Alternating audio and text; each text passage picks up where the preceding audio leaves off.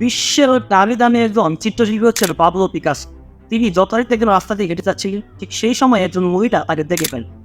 দেখার পরে যখন তার কাছে যায়, যাওয়ার পরে বলে, আপনি তো পাবলো পিকাসো তাই না? তখন তিনি স্বীকার করেন, হ্যাঁ আমি পাবলো পিকাসো। তখন তাকে বলা হয়, আমাকে কি আমার ছবি এঁকে দিন। তখন পাবলো পিকাসো বলেন, এই মুহূর্তে তো আমার কাছে ছবি আঁকার মতো পেন্সিল এবং কোনো কলম অথবা খাতা নেই, কিভাবে আপনার ছবি আঁকব?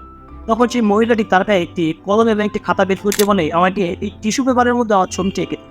যথারীতি তিনি প্রায় 10 মিনিট সময় নিয়ে পাবলো পিকাসো সেই মহিলাটির ছবিটি সেখানে রাস্তায় দাঁড়িয়ে এঁকে দেন। এবং যখন আঁকানো শেষ, তখন পাবলো পিকাসো শিখাচ্ছেন তার কাছে কিছু টাকা নিমান। তখন সেই মহিলা তাকে বলে, আপনি কত টাকা যাচ্ছেন এই ছবির জন্য? তখন তিনি বলে, এই ছবিটির দাম না হলেও $1,000,000। তখন সেই মহিলাটি অবাক হয়ে যায় এবং বলে, আপনি 10 মিনিটের ছবি আঁকে আপনি আমার কাছ থেকে $1,000,000 চাচ্ছেন? তখন সেই পাবলো পিকাসো বলে, আপনি গিয়ে অন্যান্য যে সবগুলো আছে যেখানে ছবি কেনাবেচা করা হয় সেখানে গিয়ে একটু খবর নিয়ে এই ছবির দাম যেটা হয় সেটা আমি নেবো, আপনি আমাকে দিবেন।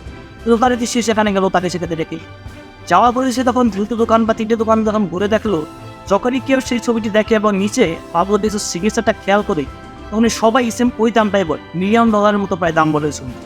তখন সেই মহিলাটি সে পাবলো পিকাসোকে ফিরে এসে বলে, আপনি কি করে 10 মিনিটে প্রায় $1,000,000 একটি ছবি আপনি আঁকতে পারলেন? আমাকে আপনি শেখাবেন ছবি আঁকার? তখন সে পাবলো পিকাসো বলে, এই 10 মিনিটের ছবির কাজ শিখতে গিয়ে আমার জীবন থেকে প্রায় 40টি বছর চলে গেছে। আপনি 10 মিনিট এখানে দাঁড়িয়ে থেকে আমার শিক্ষার্থী হয়ে আপনি চাচ্ছেন আপনি 10 মিনিটে একটা $1,000,000 ছবি আঁকবেন? এর থেকে আমরা কি শিখতে পারছি?